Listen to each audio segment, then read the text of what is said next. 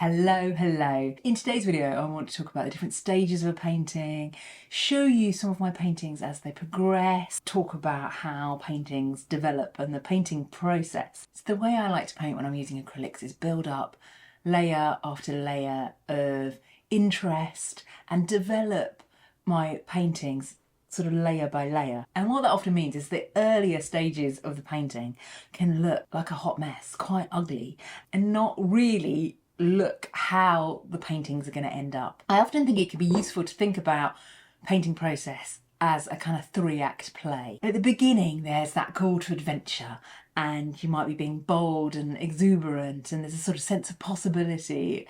And then the middle act of the play, or the painting, is where there's sort of conflict and difficulty and challenge and obstacles to overcome. And then the final act of the play is where all the threads come together and it's resolved. And I'm going to show you the paintings I've been working on basically from the middle bit, the kind of hot mess bit, where they just don't look that lovely.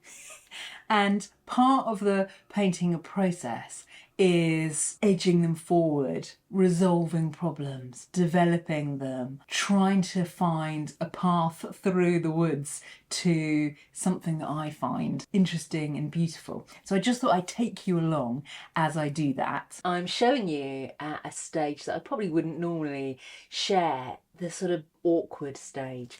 I've probably spent about 6-8 hours on them, but they are still very much unfinished. So I just thought it might be useful to see paintings as they progress. In the last video, I talked about how I'd done these studies and I was liking the exuberance and the colour palette, but I really wanted to bring the sensibilities from my latest sketchbook into the paintings. So these are 4 paintings, acrylic paintings on paper that I have really just started, even though I've spent hours on them. And the way I like to work is really a reflection of the things that I enjoy in my own paintings. So I like to build up layer after layer of paint, have this sort of rich texture, this painterly surface, and then with each subsequent layer I like to add in sort of more detail. I sort of start with a bit of chaos and then I try and bring a bit of control and a bit of order, and you'll see that these paintings are fairly much in the chaotic stage. So I start with lots of paint and smearing the paint and applying it with different tools so I get an interesting painted surface to work on.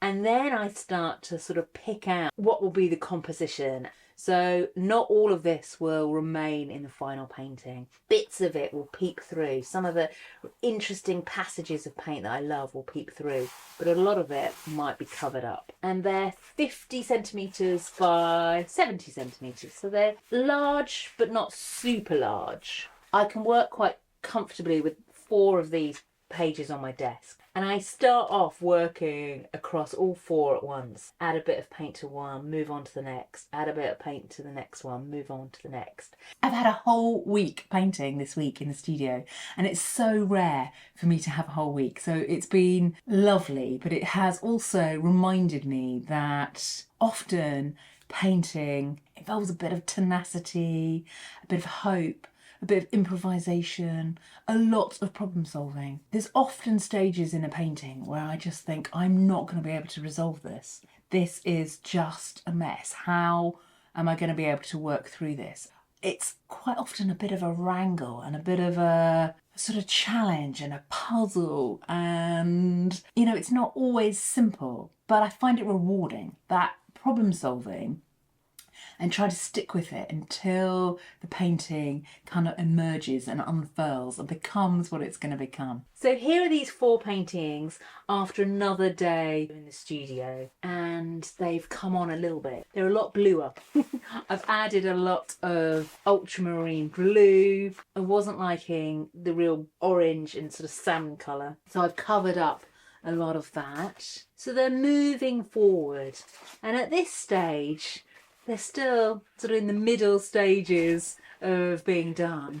They're not complete paintings, but some of the compositional elements have now been sort of set upon. So, for example, this one has got this sort of jug and these two bowls. So I'm defining at this stage some of the composition, and then what I will do in subsequent layers is tidy up, tighten, add detail. So we have to find processes that A, we find enjoyable, and B, we enjoy the outcome. And in my paintings, I really like a combination of painterly marks with detail. I like chaos and control. I like wildness coupled with order. The way I paint is a reflection of what I like in my painting. Because my paintings are semi-abstract, I'm not wanting them to be an exact replica of something that I can see in the world. They're inspired by things that I see in the world, but I'm also wanting to bring an energy and an emotion and myself to the paintings. Often at a middle stage of the painting, I think, am I ever going to be able to sort this out? What am I doing? Why am I doing this? And, you know, often I find a path through, and I think that's part of the reward, actually. There are so many different ways to construct a painting and to build an artwork, but I think it's important for us to find the processes and the approaches which deliver to the things that we enjoy. So we enjoy the process and we enjoy the outcome. So at this point in the painting, I'm thinking about a few things. I'm thinking about the basic composition, the building blocks, the fundamental shapes and structure. Does that work? Am I finding it pleasing? I will also be thinking about colour and colour relationships and how the painting works as a whole. And I wasn't enjoying the colour combinations in the last layer. So by adding in a lot of this blue, I've sort of harmonised a little bit more. I was finding orange and the salmon with the blue just too much. But now for my eye, I'm enjoying the way that the colours are working in combination. So I've got a little bit of that orange still sort of peeping through, but it's not grabbing all the attention. So I'm thinking about form, I'm thinking about colour, and I'm beginning to think about light and dark in terms of, is there enough variety? Is there enough contrast, enough difference? And at every point in the process, I am looking back at my sketchbooks. So I'm not necessarily copying a drawing onto a painting, but I am looking at shapes, perhaps looking at patterns, and I really treat my sketchbook as a support system for me at any point in the painting process. I can dig back into it and it can help guide me, support me, give me a guide rope when I'm feeling like actually I need a bit of inspiration. So here are these paintings after another day in the studio, and it was a long day yesterday. I really felt like I had a breakthrough day. I felt like these paintings moved on such a lot and they have really become what they're going to become. They're not entirely finished. The next manoeuvres will be really small tweaks and tidy ups and small changes. I don't think I'll be making any big changes to them now. Sometimes you have days like that, don't you, where you really move forward, and other times you have days where you move backwards. For me, the painting process is just one of addition and subtraction, adding things in, taking things out.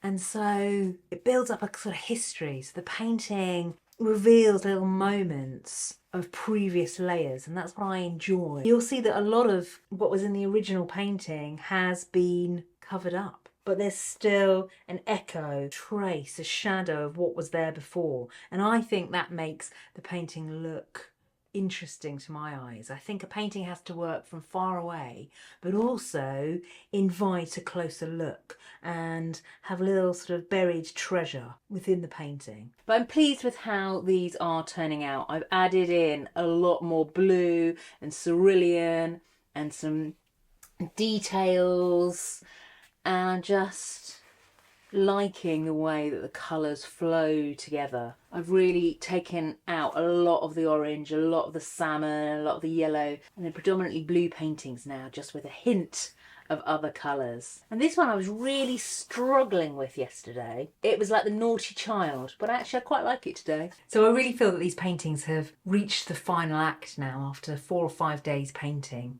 And the changes that I make now will just be small changes. They won't be big dramatic changes. So there we go, a few thoughts on painting, the painting process and the different stages that a painting goes through in its journey and its evolution and its kind of path to becoming what it's going to become.